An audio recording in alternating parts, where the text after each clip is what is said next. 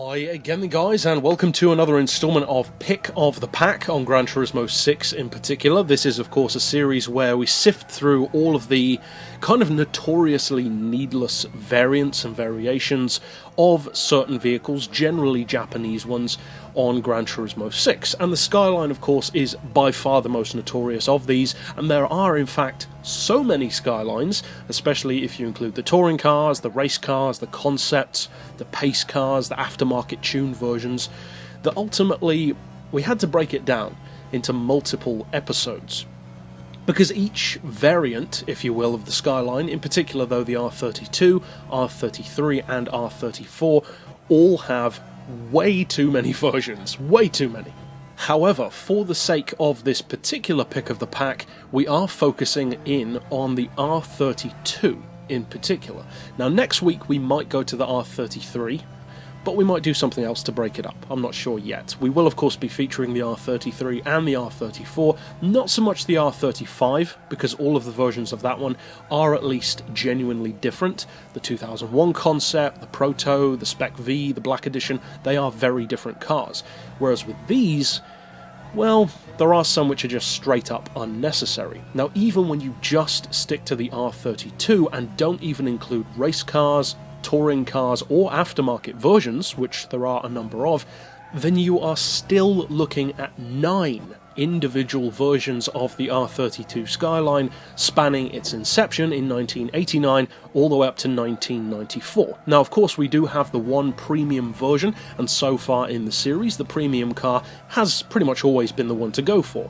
Surprise, surprise, I would definitely say that that's the case again, so we can get that out of the way just by saying that. It is the best car overall. However, what can sometimes be surprising is the models which are underappreciated, because sometimes some of the non-premiums even, especially ones from say the middle years that people don't really look at that much, can turn out to be pretty good. We certainly saw that with the NSX and the RX-7. So, without any further ado, let's get on with it. Kicking us off first of all then in 1989, we have 2 different versions of the R32. We've got the full-on GTR, which is a very notable car in a couple of ways, but also we've got the GTST Type M, which is of course the rear-wheel drive version. It's not a GTR, it's sportier than a normal Skyline sedan or coupe, but nowhere near the GTR at the same time.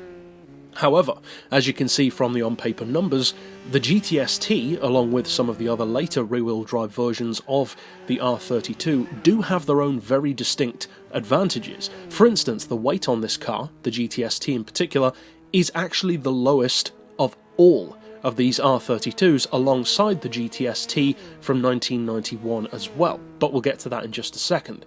As far as other advantages, it's also dirt cheap. In fact, this 1989 Type M GTST is the cheapest R32 in the game at 24 grand. That's definitely something that you want to bear in mind if you are, say, a newcomer to the game, which is unlikely at this point, but still, some people might be, and maybe you want an R32 but don't have 50-60 grand. Plus, the rear-wheel drive versions, being lighter and also slightly less powerful, actually make really good track cars because they're very easy to control, they have much lower weight, usually around 150 to 200 kilos less, and that is the case here. It's a very good car. The GTR is pretty good. It is the cheapest of all of the R32 GTRs, which isn't too surprising, and perhaps more importantly, in fact, definitely more importantly, this 1989 GTR is the lightest of all of the R32 GTRs. So if you're a track aficionado, that's definitely something to keep in mind, especially given that it also has the highest power to weight ratio of them all. Next up then we have 1991, so we jump forward 2 years, which we'll do again in just a second, and this is the model year where we have the most variations. You've got 4 different cars, the GTS 25T Type S and the GTST Type M. Then of course you've got the GTR and the GTR N1. So which ones are significant and for what reasons? Well, of course the GTR and the N1 by extension are both the go-to models for sheer performance. The N1 edition is a little bit better in a couple of ways. It's slightly lighter than the normal GTR, but only by 8 kilos, and the horsepower per ton is better because of it. However, it's pretty much the same in every other way. Overall though, I would definitely still recommend the N1 over the GTR because it's also cheaper, so that's a pretty significant advantage to have to its name. As far as the non-GTR models though, one of them in particular I would say is a very notable car, and that is the Type S.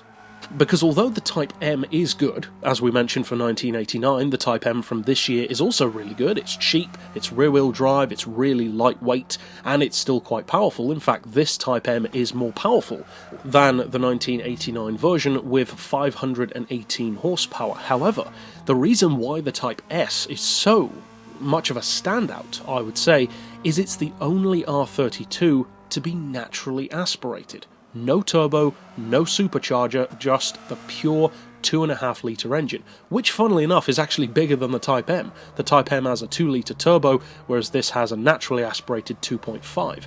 It's also dirt cheap at 24 grand, but it's just over 24, whereas the 89 Type M is just under, but still, it's dirt cheap, it's the second cheapest of them all, and it's a very interesting car to drive.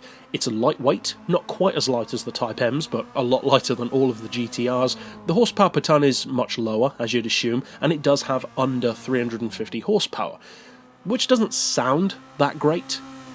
But for a naturally aspirated car, especially one which is only 483 pp when fully tuned, that's actually quite good, so I would definitely recommend keeping the Type S in mind, specifically for lower pp racing, say 450 or 475, because whereas with other Skylines, you'd have to significantly detune them, or tune them just far lower, and have that kind of turbo lag at that level, with this one you don't, because it is naturally aspirated, and driving that car gives you a very pure R32 experience. In fact, I would say is the purest version of the R32. There's no all-wheel drive, no turbo, it's just you and the raw, bare-bones vehicle. So it's a pretty good way to get a feel for the innate potential that the R32 has.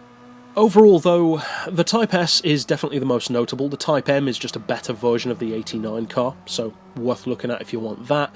As far as the GTR and the N1, the GTR you could give a miss because the 89 is just as good basically, but better in a couple of ways, like weight.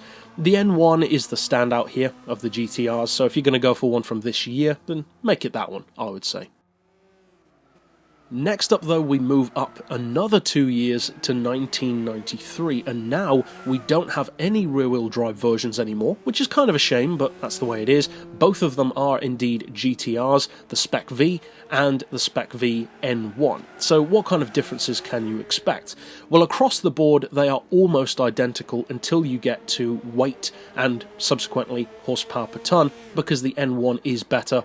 Just like in 1991, it's lighter, but it's lighter by more. Funnily enough though, it still weighs the same as the 1991 N1, so it's not really that much of an improvement, and the horsepower per ton is still pretty good. The power is also higher though, in comparison to 1991, so it's a pretty good deal. The only downside to these 93 models is that the price jumps up by quite a bit, to 53 grand in the case of the Spec V, and 51 grand in the case of the N1. In comparison, it's 43 grand for the 1991 N1, so it's not a huge price hike for most people probably won't care, but it is quite a lot more for a car which isn't a huge amount better. It's better, but not ridiculously so. So this year, to be honest, I would say you could give it a miss, but if you're looking for the best of the non-premiums, well, this is probably the year for you. And then finally, of course, we move into the car which everyone buys, the 1994 V-Spec 2, the premium model with the flat floor treatment and the same price basically as the 93 Spec V, which is pretty good if you want to look at it that way. The power is the highest of them all. The PP level, mainly thanks to the flat floor, is 646, which is far higher than all of the others. The next closest thing is 618. The weight, though, is not as good as some of the others. It does weigh more, about 20 kilos more than the N1 versions, but it's pretty good against the other GTRs. Similar kind of weight to the Spec V as well. The horsepower per ton is decent enough, but still not as high as the original 1989 GTR, funnily enough. And the pricing, as I said, is pretty good. So, of course, this is the obvious choice to go for. It is, I would say, the best all-rounder. Not just because of the way it performs or handles, but just the overall package. It looks better, you've got the visual tuning with body kits, wings, flat floor, it looks better inside and out. So of course, it's the one to go for. But of course, overall, that leaves us with the question of which ones are worth checking out and which ones can you just not bother with. Well, I would say there are probably 4 cars in particular out of these 9 that are actually worth checking out. And those are, of course, the latest premium, the original GTR from '89, primarily because, not that it's the first GTR, but that it's the lightest. That's a pretty good advantage over the other GTRs, and for, as I said, track day specialists, you'll definitely want to keep that in mind. Then the next one I would say is the Type M, in particular from '91, because that's the best of the rear-wheel drive versions, with 518 horsepower, and it's very light, at 1,035 kilos. And finally, I would say the most interesting one is the Type S, the naturally aspirated rear-wheel drive, bare-bones model, total sleeper car, fantastic for low PP racing, and so overall those are the 4. And overall, I would say that you can literally give all of the others a miss. So, as I said, we will feature the R33 and then the R34 in future episodes and future weeks. But for now, that's it for this installment, and of course I'll see you guys next time. But for now, as always, thanks for watching.